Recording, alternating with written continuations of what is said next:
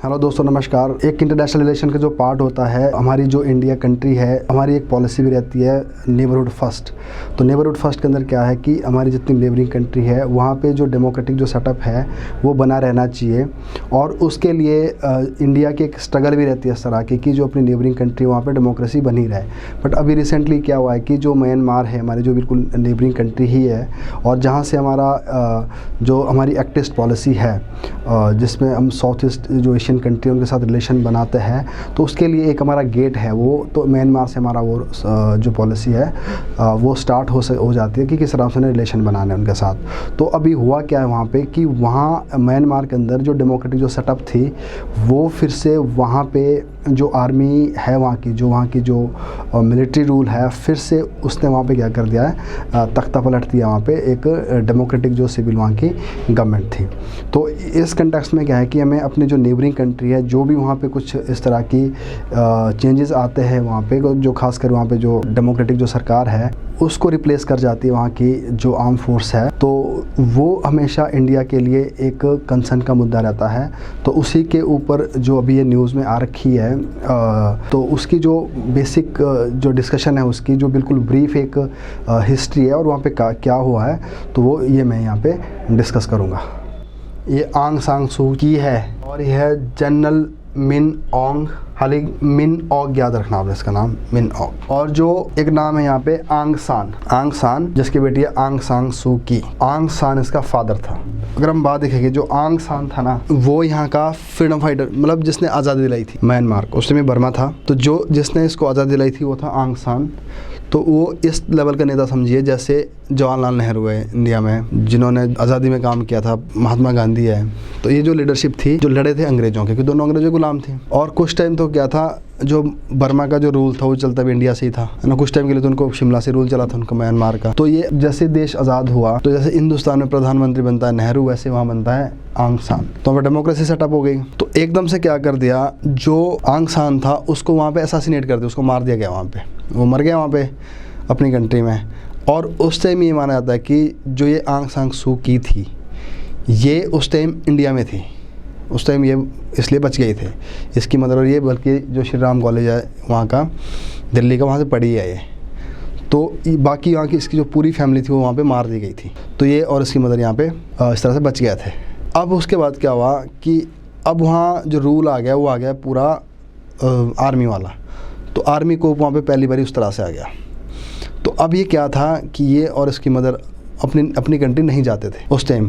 तो बाद में क्या हो गया, उसकी मदर फिर भी चलेगी अपनी कंट्री, चलो कोई बात नहीं। बट ये नहीं गई, ये अपने जो बाहरी शायद ऑक्सफोर्ड वगैरह जैसी यूनिवर्सिटी थी, वहाँ पे कैम्ब्रिज थी शायद, ऑक्सफोर्ड थी, तो वहाँ पे इसने पढ़ाई वहाँ गई फिर वो इंडिया से, जो अपनी एजुकेशन होने के बाद, बल्कि बाद में फिर आती है एडवांस स्टडी में है शिमला में। तो इस तरह से वहाँ जा के रहते रहते तो उसके क्या हो गया, वहीं पे मैरिज हो गई थी किसी से। तो जिससे मैरिज होती है, ये उसके बच्चे भी हैं वहाँ पे बाहर फॉरेन कंट्री में।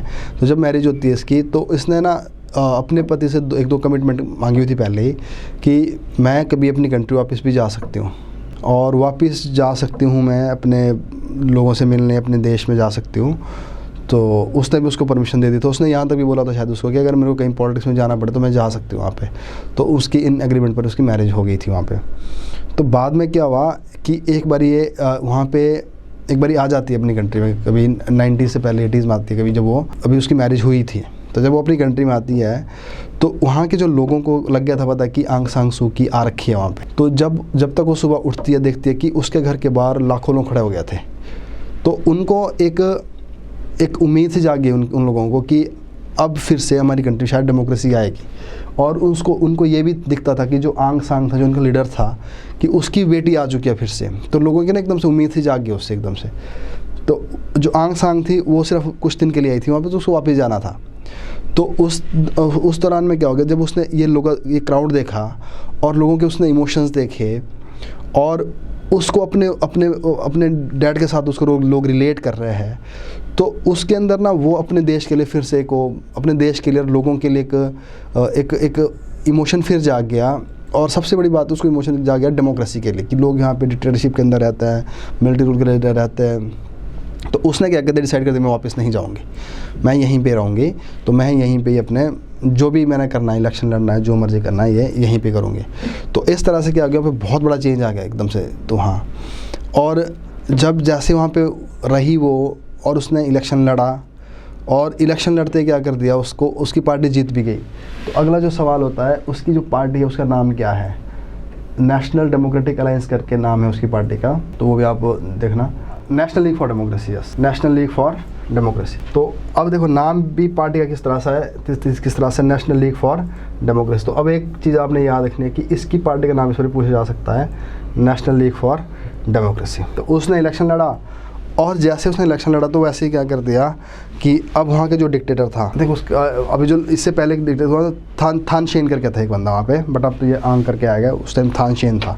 तो क्या कर दिया उसको फिर से मिलिट्री वाला ही वहाँ पे हेड है, तो उसने क्या कर दिया उसको जेल कर दिया फिर से। अच्छा, प्रॉब्लम क्या है वहाँ की जो सरकार है, जैसे हमारी कंट्री में क्या है कि जो गवर्नमेंट होती है पूरी तरह सिविलियन होती है, तो मिलिट्री जो यहाँ मिनिस्टर होता है, वो मिनिस्टर कौन होता है यहाँ पे, एक MLA MP बन के वहाँ मिनिस्टर बना होता है कि हमारा जो डिफेंस मिनिस्टर होता है उसके अंदर नीचे रहती है क्या, हमारी जो आर्म फोर्सेस है। बट यहाँ के म्यांमार में क्या है कि जो आर्मी है, आर्मी का वहाँ पे अपना प्रॉपर रिप्रेजेंटेशन होता है उनकी पार्लियामेंट में। तो हमारी कंट्री में तो ऐसा नहीं है, आर्मी तो एक ऐसे जैसे जॉब करने वाले लोग हैं, बस उनको वो सिर्फ काम करता है, जॉब करता है और बाहर रहते हैं अपने, उनका मतलब पॉलिटिक्स से, सरकार से, कौन सरकार बने उसका कोई मतलब नहीं, उनको सीधा है कि जो भी सरकार बनेगी वो हमारा एक मिनिस्टर होगा, उसके नीचे काम करेंगे। बट वहाँ पर ऐसा नहीं है, वहाँ पर आर्मी का प्रॉपर एक रिप्रेजेंटेशन होता है वहाँ की जो लॉ मेकिंग बॉडी है वहाँ पे, और जो मिनिस्टर होता है वो भी कौन होता है, आर्मी की तरफ से होता है वहाँ पे। तो इसलिए जो आर्मी वाला जो विंग है वो साथ साथ सरकारी भी है,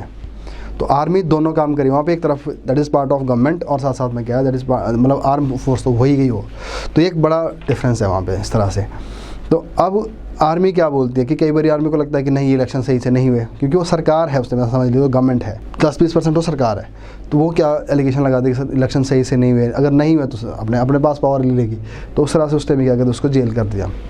अब जेल कैसी होगी उसकी होगा हाउस अरेस्ट। तो ये एक ऐसी लेडी रही है जिसने इतना लंबा हाउस अरेस्ट किया है कि वो 15 साल तक वो अपने किस में रही है, जेल के अंदर। तो याद रखना इसका, वैसे 20 साल का हाउस अरेस्ट इसका, तो जो उसको सज़ा थी 20 साल की, 20 साल में उसको हाउस अरेस्ट रहना था उस टाइम, तो वो 15 साल तक वो हाउस अरेस्ट रही है। तो उस हाउस अरेस्ट का मतलब क्या होता है कि वो उससे ना कोई मिल सकता, ना वो किसी से मिल नहीं सकती, मतलब कहने मतलब कि उसका जो घर है वही जेल बन गया, वही उसके लिए एक जेल है। तो उसके अंदर वो रह रही है अभी, और चाहे उसके कोई उसका सर्वेंट है एक, और वो अपनी आगे बोलती है कि मैंने इस टाइम बहुत सारी रीडिंग की, अपना कोई म्यूज़िक बजाना सीखा, तो उस तरह से उसने इतने साल निकाल दिए। बट वो दुनिया के लिए एक सिंबल बन गया किसका, डेमोक्रेसी का। जो भी डेमोक्रेसी अपनी कंट्री में लेकर आना चाहता है, डेमोक्रेसी को कोई देखता है, तो उसके लिए एक जो सिंबल होता है कि अगर वो डेमोक्रेसी के लिए इतने सालों से लड़ रही है और 15 साल से वो हाउस अरेस्ट के अंदर है, तो हम भी डेमोक्रेसी के लिए लड़ सकते हैं। तो इसीलिए क्या कर दिया, 1991 में उसको एक अवार्ड, जो हमारा नोबेल प्राइज़ है for piece, Nobel prize for piece उसको दिया गया 91 में। तो वो इसलिए दिया गया कि उसको एक सिंबल माना गया कि इसका पीस का एंड डेमोक्रेसी जो पीसफुली वहाँ पे अपना काम कर रही है।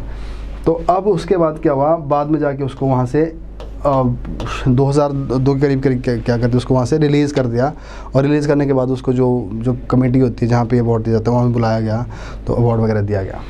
फिर उसके बाद क्या किया उसने, फिर इलेक्शन में पार्टिसिपेट किया।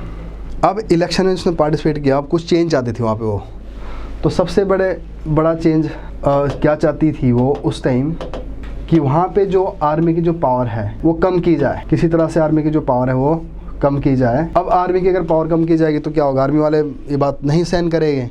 और अब जो अभी रिसेंट इलेक्शन हुए, 1920 में इलेक्शन हुए हैं, तो उसमें इसको करीब 80% से ऊपर इसको वोट मिले थे, इसकी पार्टी को, जो नेशनल लीग फॉर डेमोक्रेसी, उसको इतने वोट मिले। तो यहाँ पे आर्मी वालों का क्या था, पिछले साल वाला ही था इनका, कि इस इलेक्शन में क्या है, कुछ धांधली हुई है, इसमें कुछ करप्शन हुआ है, तो उसकी वजह से इसको बाहर कर देना चाहिए था, तो ये इलेक्शन वैलिड नहीं है। तो जिसलिए उन्होंने क्या किया, इसको अरेस्ट कर दिया और अपनी पास से भी यहाँ पे सारी पावर ले ली। अच्छा, एक बात और भी थी इसकी, जो इसकी बदनामी का एक और भी कॉज रहा है यहाँ पे। देखो, जब वहाँ पे इससे पहले जो डिक्टेटर था उसका नाम था थान शेन करके उसका कुछ नाम था।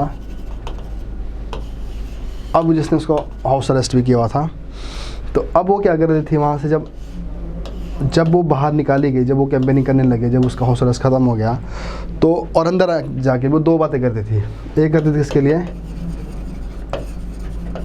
डेमोक्रेसी के लिए, पहला बात, और दूसरी बात करती थी यहाँ पे मुद्दा था रोहिंग्यास का। दूसरा जो मुद्दा था इनका किसका, रोहिंग्यास का। तो अब वो क्या करते थे, डेमोक्रेसी को तो सपोर्ट कर ही रही है, वो क्या बोलती थी, जैसे मैं पावर में आ जाऊंगी मैं रोहिंग्यास का मुद्दा भी सॉल्व करूंगी। जो रोहिंग्यास लोग हैं वो म्यांमार के अंदर है स्टेटलेस पीपल जिसको बोलते हैं, वो ऐसे लोग हैं। रोहिंग्या जो म्यांमार है वो पूरी क्या है, कंट्री है वो बुद्धिस्ट, और वहाँ पे एक ग्रुप कौन सा रहता है रोहिंग्यास का, जो मुस्लिम है, जो एक राखीन स्टेट है, वहाँ पे राखीन स्टेट में रहते हैं रोहिंग्यास, तो वहाँ रहते। तो उनको क्या कर दिया म्यांमार गवर्नमेंट ने, जब देश आज़ाद हुआ तो उनको एक तरह से सेकंड क्लास सिटीजनशिप दे दी गई, इनको प्रॉपर राइट्स नहीं दिए गए जो फर्स्ट क्लास सिटीजनशिप को मिलता है। तो वो जो रोहिंग्याज, उनको ये माना गया कि ये जो कहाँ से माइग्रेट हुए, बांग्लादेश से, तो उनका माइग्रेशन बांग्लादेश की तरफ बढ़ने लग गया, इंडिया की तरफ बढ़ने लग गया। तो वहाँ पे उनके साथ एट्रोसिटीज़ हुई, आर्मी वाले ने उनको मतलब मारना पीटना स्टार्ट कर दिया, और उन रोहिंग्याज ने अपनी एक ऑर्गेनाइजेशन बना दी जिसको क्या बोला दिया गया, अराकन रोहिंग्याज लिबरेशन आर्मी। तो ये इनकी इस तरह से इसको बोल दे कि टेररिस्ट ऑर्गेनाइजेशन है। तो अब ये जो रोहिंग्याज वाला मुद्दा था, एक ह्यूमैनिटेरियन ग्राउंड पर भी था कि जो ह्यूमन राइट कमीशन है वो बोलता था कि इनको प्रोटेक्शन मिलनी चाहिए, और इंडिया जैसी कंट्री, बांग्लादेश कंट्री परेशान थी कि इनको वहीं पे रख दो, कि अगर आप इनको परेशान करोगे तो बाहर निकलोगे तो रिफ्यूज बढ़ा दूसरी कंट्री में। तो इस तरह से क्या था, जो रोहिंग्यास का मुद्दा था वो बड़ा कॉम्प्लिकेटेड होता जा रहा था वहाँ पे। तो वहाँ पे ये लग रहा था कि लोगों को कि रोहिंग्यास का जो मुद्दा है, उनको जो मारा जा रहा है उसमें शायद आर्मी वाले ज़्यादा इन्वॉल्व है। तो अब आंग सान सू ने क्या बोला कि हम रोहिंग्यास को भी ठीक कर देंगे। बट जैसे ही वो पावर में आई, तो पावर में आने के बाद क्या कर दिया, उसकी पार्टी ने कोऑपरेशन कर दी स्टार्ट आर्मी के साथ अगेंस्ट रोहिंग्यास। तो वहाँ से थोड़ी सी इसकी जो पॉपुलैरिटी थी वो कम हुई, कि जिस कमिटमेंट के साथ वो आई थी कि रोहिंग्यास को जस्टिस दिलाएगी, उनके लिए कुछ करेगी, वो ना होने के बजाय उसने क्या कर दिया, उल्टा आर्मी को ही सपोर्ट कर दिया अगेंस्ट रोहिंग्यास। और उसके बाद इनका जो इन्फ्लक्स था रिफ्यूज़ का दूसरी कंट्री में, उनके साथ जो ह्यूमैनिटेरियन जो उनके क्राइसिस बढ़े थे वो ज़्यादा बढ़ गए थे उसके बाद। तो ये भी एक वजह थी यहाँ पे। तो कॉपरेशन तो किया, और अब दूसरा क्या था, अब उसके पास ये भी पता था कि अगर मेरे को अपनी डेमोक्रेटिक सरकार जो सिविलियन गवर्नमेंट है उसको अगर स्ट्रॉन्ग करना है तो उसके लिए क्या करना पड़ेगा, जो आर्मी की जो पावर है वो कम करनी पड़ेगी। तो इसलिए वो आर्मी की अब क्या चाह रही थी, वो अपने संविधान में कुछ अमेंडमेंट्स लाना चाहती थी। तो अमेंडमेंट्स ला के क्या करेगी, वो आर्मी को क्या करेगी, जैसे इंडिया जैसी कंट्री में उनको बाहर ही कर दिया, उनको गवर्नमेंट में, एडमिनिस्ट्रेशन में, पॉलिसी मेकिंग में ना रखा जाए। तो इस तरह से शायद ये पूरी तैयारी हो रही थी, और इसकी वजह से क्या कर दिया, उसको अरेस्ट कर दिया।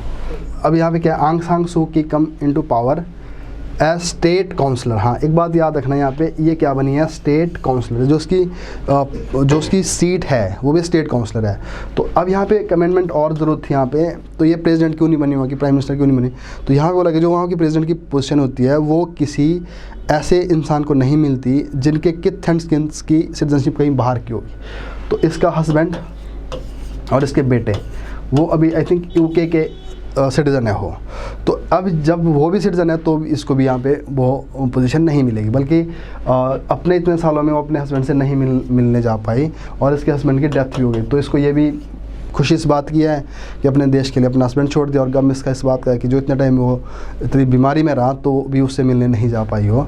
तो इस तरह से क्या कि अब इसलिए उसको प्रेसिडेंट की पोजीशन भी नहीं देगी। तो क्या उसने एक अमेंडमेंट करके एक नया एक पावर क्रिएट कर दी, जिसको बोलते क्या, स्टेट काउंसलर। जैसे चांसलर होता ना, तो हमारी कंट्री प्रेसिडेंट है, वैसे उसको एक नया पोजीशन बना दी। तो ये क्या बन गया, state counsellor in 16 after the country first fully democratic, जब इस पूरी तरह से क्या बन गई थी, डेमोक्रेसी।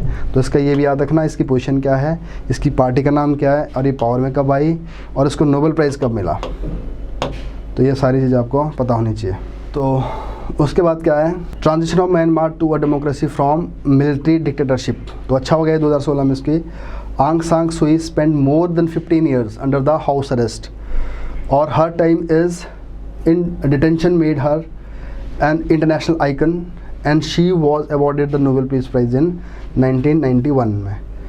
तो और अच्छा एक चीज़ क्या, since her release her reputation has been tarnished by her cooperation with military and her vociferous defense of the country's deadly campaign against the Rohingyas Muslim ethnic community group। अब यहाँ किस में मिल गई हो, कॉपरेट करने लगे आर्मी के साथ ही अगेंस्ट रोहिंग्यास।